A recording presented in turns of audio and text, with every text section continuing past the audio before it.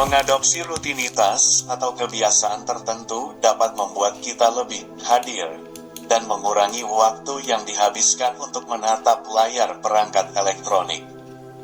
Betsy Ramser Jamie, penulis di Medium, membeberkan beberapa kebiasaan yang dilakukan untuk membuat dia tak menyentuh ponsel dalam waktu lama.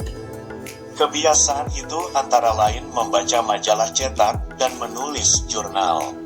Saya merasakan perubahan besar dalam hidup saya setelah menghabiskan lebih banyak waktu secara offline, ujar Jamie. Sekitar 7 tahun yang lalu, saya berhasil mengurangi penggunaan media sosial sebanyak 99%. Ternyata, saya tidak merasa kehilangan apapun, justru merasa mendapatkan banyak manfaat. Sekarang ia mengaku lebih tenang karena jarang membandingkan diri dengan orang lain, dan bisa bertahan lama tanpa mengakses ponsel. Menurut Great Good Science Center di Berkeley, beristirahat dari layar perangkat dapat memberikan manfaat, yaitu kesadaran saat ini yang lebih baik, tidur yang lebih berkualitas, hubungan yang lebih dalam, produktivitas, dan pembelajaran yang lebih baik. Berikut adalah 11 kebiasaan dan aktivitas Jamie yang membantunya mengurangi waktu menatap layar. 1. Membaca majalah cetak. Saya masih ingat betapa serunya dulu ketika bisa berlangganan atau membeli majalah di toko, kata Jamie. Meskipun sekarang tidak terlalu populer, saya masih senang menikmati waktu santai di sofa dengan secangkir kopi dan majalah. Kita bisa membaca majalah yang terkait dengan karir atau traveling. 2. Berjalan kaki tanpa membawa ponsel. Jamie biasanya pergi berjalan kaki 2 kali sehari, dan akhir-akhir ini ia mulai berfokus pada sekitarnya daripada ponsel. Menurut dia, melihat matahari terbenam dengan memberikan perhatian penuh pada keindahan sekitar adalah hal yang luar biasa. Saya selalu teringat dengan nenek saya yang sangat menikmati alam. Kebahagiaan sederhana seperti melihat kupu-kupu atau mendengar suara burung bernyanyi. Menghargai pohon dan matahari terbenam dengan sepenuh hati membuat kita disadarkan bahwa setiap hari itu unik, lanjutnya. 3. Mengunjungi perpustakaan.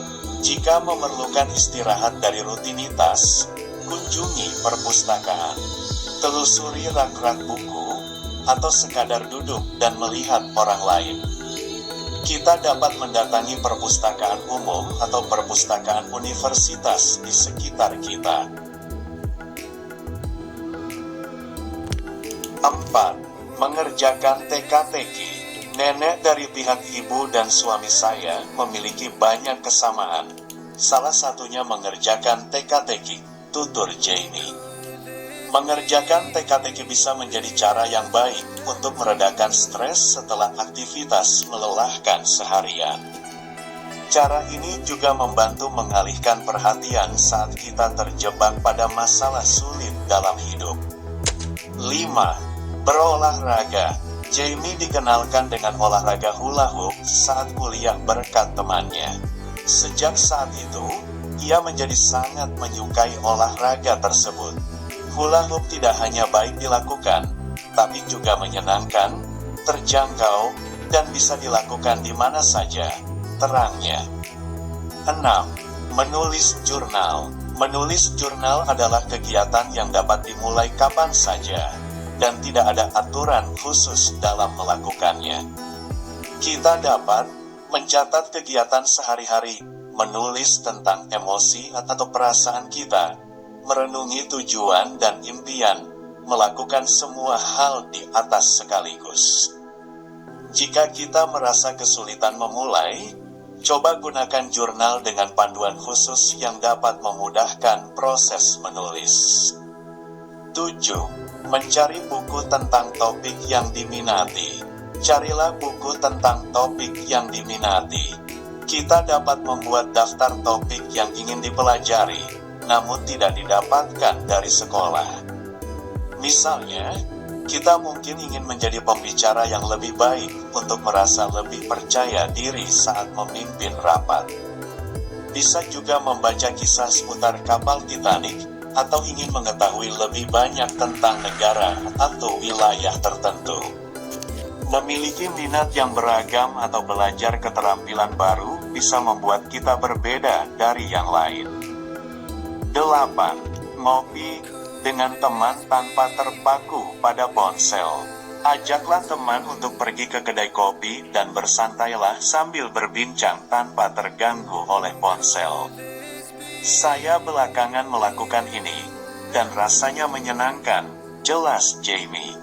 Jika sulit menemukan teman yang bisa diajak hangout, pergilah sendiri ke kedai kopi dengan membawa buku, majalah, atau jurnal. Sekadar keluar dari rumah dan mencium aroma kopi segar bisa memperbaiki suasana hati. Apalagi jika selama ini kita bekerja dari rumah dan hidup sendirian. 9. Menekuni kembali hobi yang sempat ditinggalkan. Saya belajar piano dalam waktu lama di masa kecil, namun berhenti ketika sekolah menengah, ujar Jamie. Baru-baru ini saya memutuskan untuk kembali mengerjakan hobi tersebut. Saya semakin menyadari betapa pentingnya memiliki hobi dan minat yang tidak selalu melibatkan teknologi. Bermain musik adalah cara bagus untuk menjadi kreatif tanpa merasa tertekan oleh tugas seperti yang saya rasakan di masa kecil. Lanjutnya. 10. Berkebun atau merawat tanaman hias. Tanaman hias memiliki beragam manfaat bagi kesehatan, seperti mengurangi tingkat stres, meningkatkan konsentrasi, mempercepat pemulihan dari sakit, meningkatkan produktivitas, dan meningkatkan kualitas udara di sekitar ruangan. Jika terkendala dengan ruang yang terbatas, cobalah menanam beberapa tanaman hias di dalam rumah. 11. Mandi. Membawa majalah atau buku saat mandi bisa terasa menyenangkan. Namun ingat, jangan membawa ponsel saat mandi.